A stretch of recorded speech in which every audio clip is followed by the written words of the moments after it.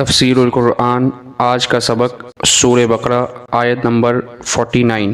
اعوذ باللہ من الشیطان الرجیم، بسم اللہ الرحمن الرحیم۔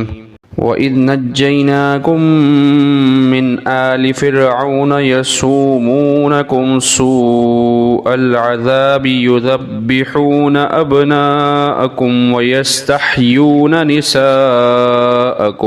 وَفِي ذَلِكُمْ بَلَاءٌ مِّن رَّبِّكُمْ عَظِيمٌ۔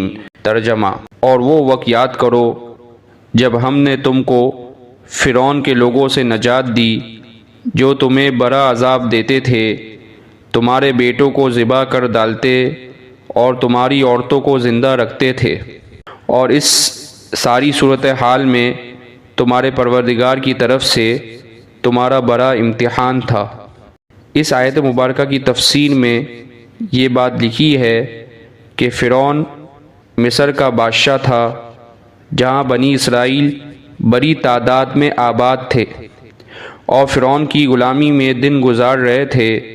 فرعون کے سامنے کسی نجومی نے یہ پیشن گوئی کر دی کہ اس سال بنی اسرائیل میں ایک شخص پیدا ہوگا جو اس کی بادشاہی کا خاتمہ کر دے گا۔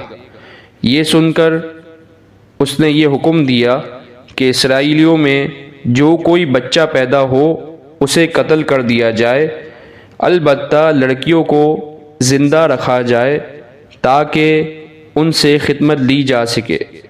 اس طرح بہت سے نوزائیدہ بچے قتل کیے گئے، اگرچہ حضرت موسیٰ علیہ السلام اسی سال پیدا ہوئے، مگر اللہ تعالیٰ نے ان کو محفوظ رکھا۔